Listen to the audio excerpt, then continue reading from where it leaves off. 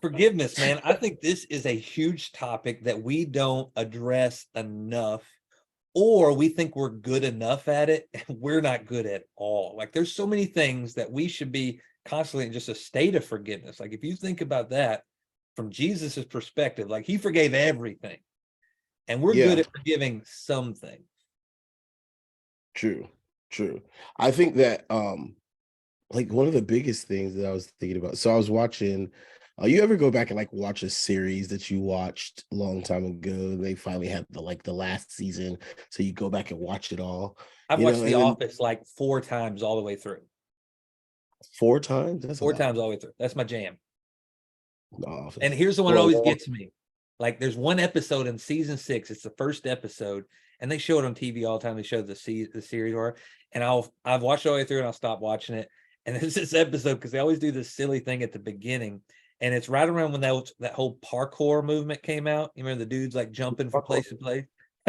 So they are jumping around, but they're like rolling over desk and acting like they're doing it, but they're not really doing it. Things. So then they're standing on this parkour. van. They're just saying parkour. Yeah. They're going hardcore, parkour. So they're standing in this van, and one of the guys like, I'm going to jump here, do a double gainer, backflip, and land into this refrigerator box. And he just jumps, and there's nothing in the box, and he goes all through, and all you hear is parkour. I've seen that, and that's like the hook that gets me every time. I'll go back and watch the whole series because of that one episode. You'll go back and watch the whole thing. That's Oh, funny.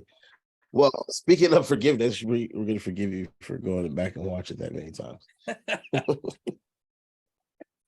you should watch it. Yeah, I'm probably not going to, but I'll take your word for it. But, like, but like you think about this. So I went to the doctors the other day, like I was having some ankle issues, right? And he was like, you must have like a high pain tolerance. I'm like, yeah, I got a high pain tolerance. He's like, because you broke, we see like you had a fracture in your ankle like years ago. It's healed up, but there's like a bone fragment and your ankle's unstable. And so that's why you're having issues with your ankle, right? And I think about like unforgiveness that way. Like we go back into that place where we first started to watch something, started to do something, where that pain was, right? And I was talking to a therapist the other day, and he was saying sometimes, like in marriage, the tree is already leaning towards that way, and a wind will come and it blows it down. And we're blaming it on the partner or blaming it on the situation, but the situation or our partner or the person, place, or thing wasn't the actual thing that caused the tree to go that direction. It was already leaning that direction in the first place, right? And so I started thinking about that, and I started thinking about forgiveness in Jesus, right? And how like he forgave our sins, right? And he forgave the ones who have sinned against us. But we constantly are not open to anything else and not open to other people's forgiveness or the fact that they need forgiveness in their lives. And maybe that's why they're bitter or have an attitude or anxious or depressed, is because of the situations that they're going through of unforgiveness, right? Mhm. That old fracture that I have in my ankle that I haven't realized it hasn't been affecting me now is affecting me because I didn't take care of it back then. And Yeah. unforgiveness is like that. Like it breeds bitterness, it breeds fractures, and it makes us unstable if we don't forgive. Right? Like we've gone through some church hurts and we know the very person that has hurt us. And I'm like going back now, like, man, I really need to fully forgive this stuff. Because if not, later on, it's going to pop up in some type of way and make me unstable in some type of way, in some type of Yeah. fashion. And And you don't how realize how it, I was gonna say, you don't realize how it affects other things too. So Morgan's uncle one time, he had to been getting his hip replaced, and the doctor began to look at him, and he said, "Here's what actually happened." He said, "Your knee's been hurt for some years," and he said, "Yeah, I knew," and I began to shift my weight off of it so I didn't have to deal with it. So as he began to shift his weight, walking, getting in and out of the car, it actually put more strain on his hip, and he had to have his hip replaced because his knee had issues. So Yeah. how many times do we have unforgiveness in one place? We end up shifting and try to cover it up, or we just don't deal with it. We don't let that heal, and it begins to affect another area, and we end up having more issues in something else because of a small problem we didn't change and fix in the beginning. Oh yeah. So forgiveness is 100%. so big. Like think about like the story. Me and Madeline's like life. Like we're friends. We don't just jump on here and talk, and that's how Yeah, we yeah. became friends. We were friends I before know we your even nooks and started. crannies, bro. That's so nasty. That's so gross. Think about that. That's so gross. Forgive me for that. Forgive me Like, for that.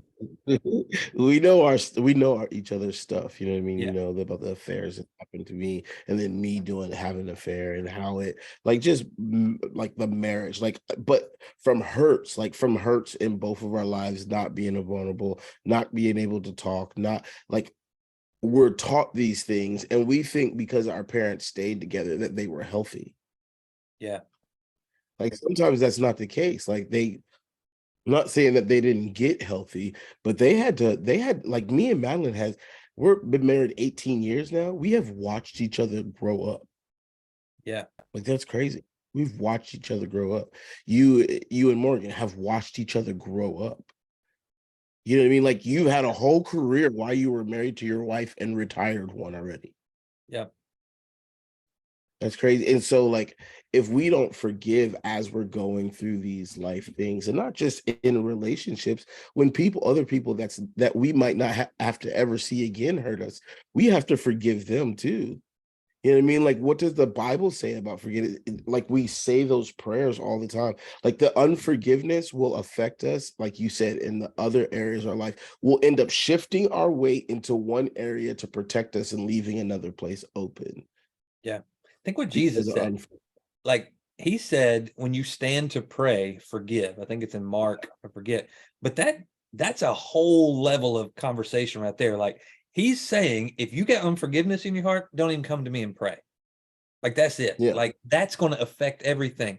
And I think this happens in a lot of people when unforgiveness is in you. Like you could even pray for the person that you haven't forgiven, and you'll begin to weaponize your prayers against them because you're not really praying for them until you forgive them. Right. That's the moment you say, God, Lord, your will be done. Like I want what's best for that person. I forgive them. I don't want any effects. I don't want, and I'll tell you, this is an amazing story. There's a woman that I've met over the last couple of years connected with us, and she was molested at an early age by her uncle.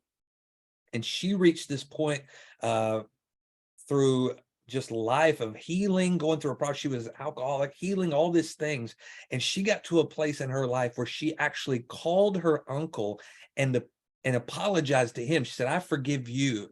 She said, because I never want you to feel like you can't access the love of Christ because of what you've done for me.